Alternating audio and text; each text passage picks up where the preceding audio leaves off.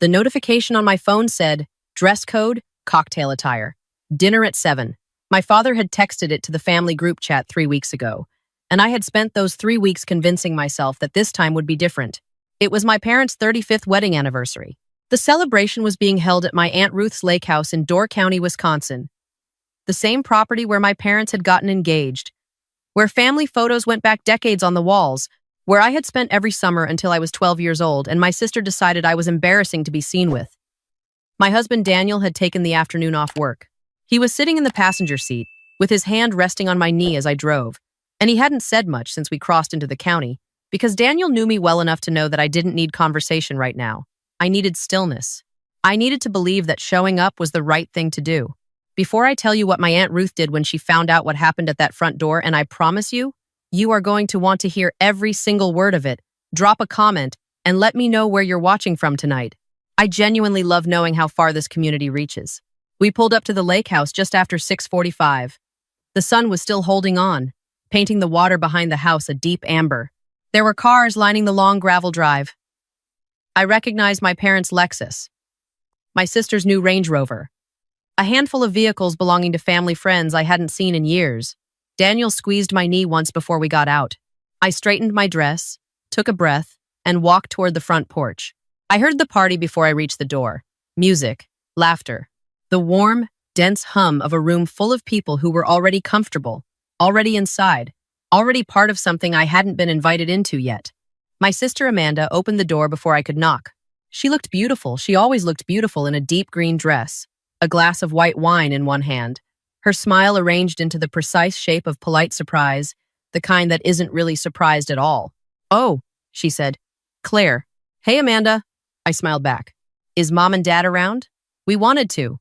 They're in the middle of dinner." She tilted her head slightly, the way she did when she was delivering bad news she'd been rehearsing. The seating was already set. "We didn't leave spots for you." I stared at her. "The guest list was finalized 2 weeks ago," she said, her voice still pleasant, still smooth.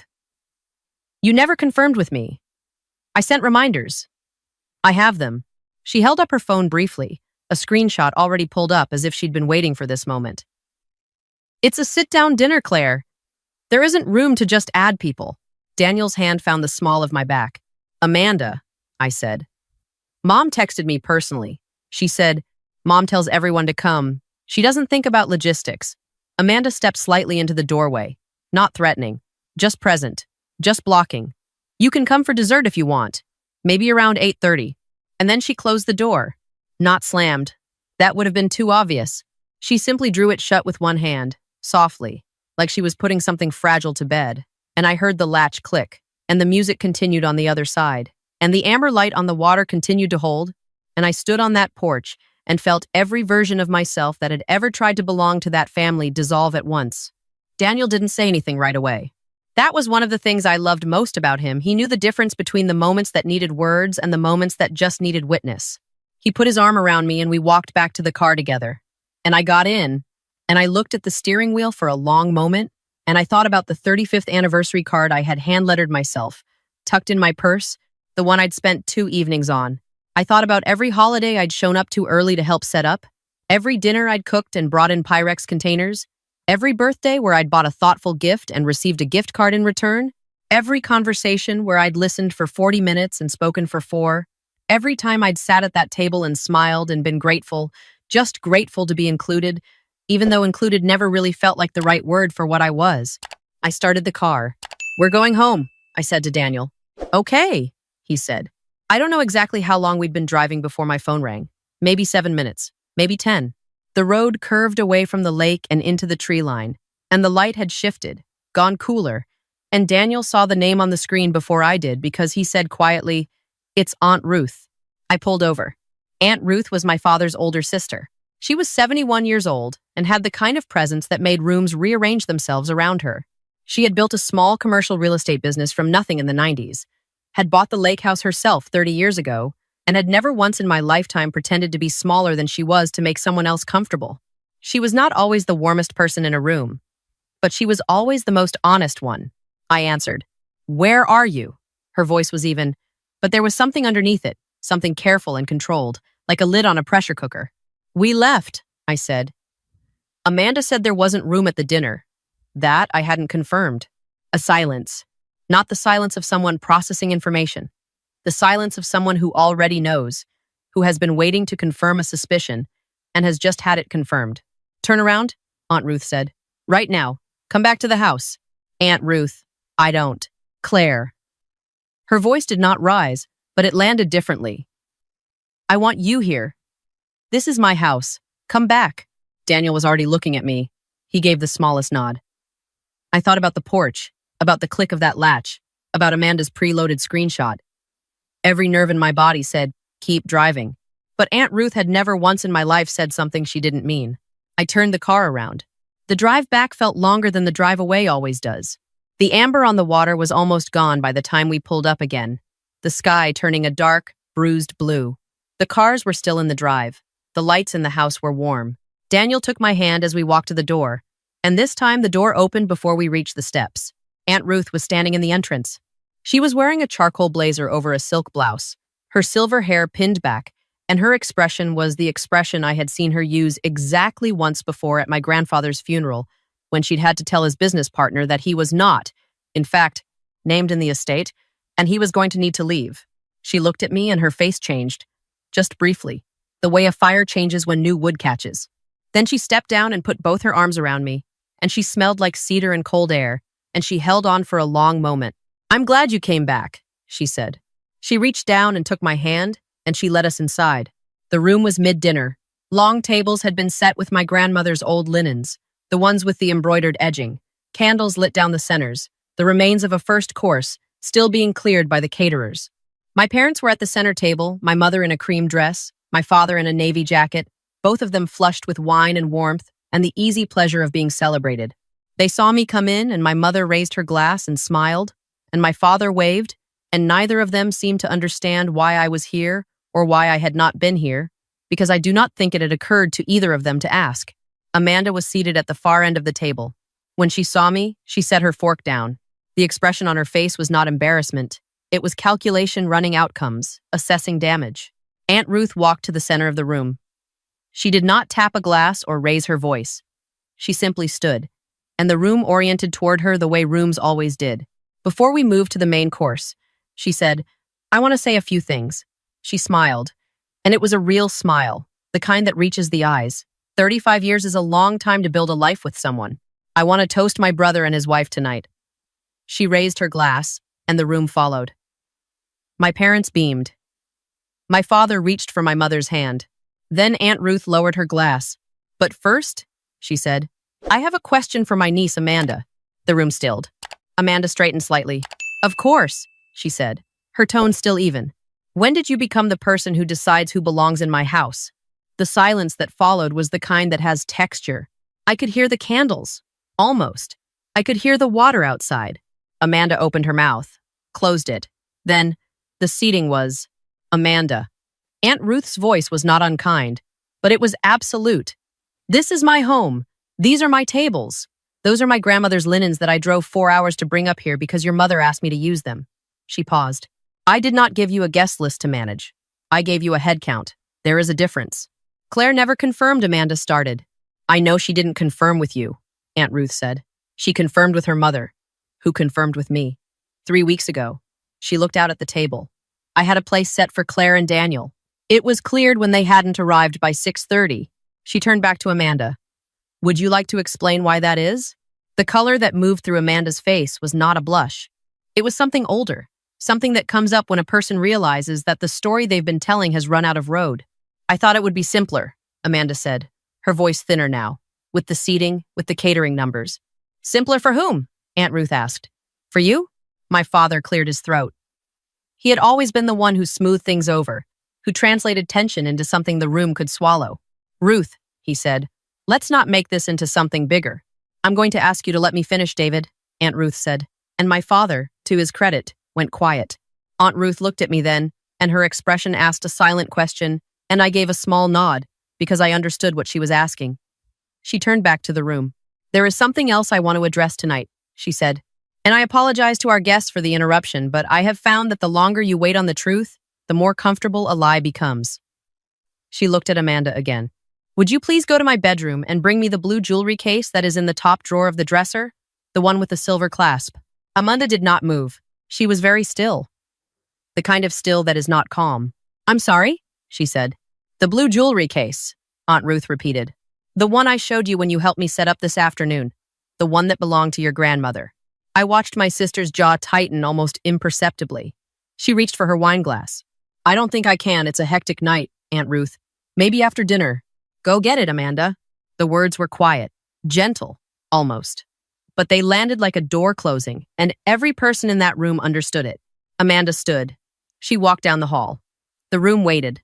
I realized I was gripping Daniel's hand under the table, and he was holding back with equal pressure, steady, constant. Amanda returned 2 minutes later with nothing in her hands. It's not there, she said. Her voice had shifted into something rehearsed, a frequency I recognized from childhood. The voice she used when she was about to redirect blame. I think one of the caterers might have. I noticed earlier that someone had been in your room, and I should have said something. Sit down, Amanda. She sat. Aunt Ruth reached into the inside pocket of her blazer and placed something on the table. It was a printout, a screenshot, actually, and she slid it toward the center of the table where the candles lit it clearly. It was a listing, an online consignment site, antique jewelry, a set of 4 pieces, a pearl brooch, a garnet pendant, a gold locket, and a strand of seed pearls. The listing had gone live 11 days ago. The seller account had a name on it, an abbreviation, a username, but Aunt Ruth had circled, in ink, the item description on the brooch, engraved on reverse. To my Ruth, Christmas 1962. The sound that came from my aunt's closest friends at the table, 2 women in their 60s who had known her for decades, was something between a gasp and grief. My mother's hand went to her mouth. Those were your mother's, one of the friends said softly. They were, Aunt Ruth said. She left them to me. I have had them in that case for 11 years. She looked at Amanda. The brooch alone was appraised at $8,000. The full set, closer to 22. She folded her hands. They sold for $4,300. Amanda had gone a color I did not have a name for. I don't know what you think she started. Don't, Aunt Ruth said. And it was the first time all evening her voice had carried any heat at all. Do not finish that sentence. She looked at my sister for a long moment, and then her gaze moved to my parents, and I could see the precise moment my father understood not the theft. I think he had been close to understanding that, but the scope of it, the choosing, the calculation. You didn't want Claire here tonight, Aunt Ruth said. Not to Amanda now, but to the room, because Claire spent 3 summers cataloging every piece in that jewelry case for me. She photographed them. She researched them. She helped me write the insurance documents. Aunt Ruth looked at me. You would have known they were gone the moment you walked in, and I showed you the case. And there it was. The same mechanism. Different house, different heirlooms, different sister, but the exact same architecture. The removal wasn't cruelty for its own sake. It was a door locked against a witness. I had spent years believing I was excluded because I wasn't enough. Too quiet at dinner, too focused on my own life. Not entertaining enough, not impressive enough, not the version of a daughter my parents had pictured when they'd pictured daughters. And none of that had ever been real. I was kept out because I paid attention. I was kept out because I remembered. My mother was weeping softly now.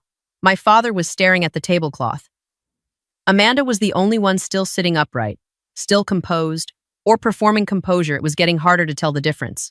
I want those pieces found and returned, Aunt Ruth said to my sister. I am giving you until Monday morning to make that right before I contact the platform and file a police report. And I will file one. Amanda, those are not sentiment pieces. Those are estate items with documented provenance. You can't, Amanda's voice cracked slightly. You can't do this in front of everyone. You did it in front of everyone, Aunt Ruth said simply. You chose tonight, in my home, to shut the door on your sister and her husband because you needed her not to notice. I am simply finishing what you started. She stood straight then, and adjusted the front of her blazer, and looked around the table at the guests who had sat through all of this, family, friends, neighbors, people who had known this family for decades. I apologize for the disruption, she said, her voice returning to something even and clear. Claire, Daniel, please, sit here with me. She gestured to 2 chairs that had been quickly added near her own, close to where my parents sat. Daniel pulled out my chair. I sat down. My hands were steady, which surprised me. Amanda excused herself a few minutes later. She took her purse. She did not say goodbye. My parents stayed Because what else was there to do? The night had already happened. The room had already witnessed it. And leaving would have confirmed everything that had just been said. My mother reached across the table at one point and covered my hand with hers, and she said, "I didn't know," and I believed her. Mostly. And I said, "I know," because some battles are not worth finishing at a dinner table, and because I had already won the one that mattered. Aunt Ruth sat beside me for the rest of the evening, and we talked more that night than we had in years about the jewelry pieces, about my grandmother, about the summers I'd spent at that lake house photographing things that nobody else thought to document, about what it meant that I'd done that, and why I'd done it, and what it said about who I was versus who I'd been told I was. By the time dessert came, the room had found its way back to something like a celebration. Not the one that had been planned, exactly, but something realer. My parents danced once near the end of the night, by themselves, in the small clearing between the tables, and I watched them and felt something I could not have named, not bitterness, not warmth exactly, but something in between, the complicated middle ground that is most of real life.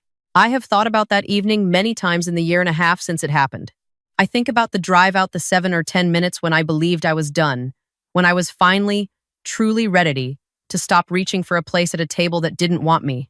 And I think about Aunt Ruth's voice on the phone, those 4 words, "Turn around, come back." I think about what would have been lost if I had kept driving. The pieces were recovered. Amanda had not yet completed the full sale, and Aunt Ruth was able to have 3 of the 4 returned through the consignment platform. The brooch took longer. There were conversations between Aunt Ruth and my parents that I was not part of and did not ask about. There are ongoing legal matters that are not mine to detail here. I speak to my parents occasionally now, not the way I used to, not with that old, exhausting hope, that constant audition for belonging. Just as people who share a history. It is enough. Some days it is more than enough, and some days it costs me, and I have learned to tell the difference and let it be what it is. Daniel and I had dinner at the lake house last October. Just the 4 of us and Aunt Ruth and her partner of 20 years, a quietly funny man named George, who builds furniture and makes the best cornbread I have ever had. Aunt Ruth showed me a new set of photographs. She had started her mother's correspondence, her mother's paintings, the little handwritten cards tucked into books, things she had not thought to preserve before, but was thinking about now. "I keep thinking about what gets lost," she said, "when no one pays attention." I looked at her across the table. "I'll help," I said. She nodded once, the way she does, like a door opening. "I don't know your situation. I don't know if you are the person in this story who sat in a parked car gripping the steering wheel, or if you are someone who has been on the other side of that door for so long you've started to believe the door is the point.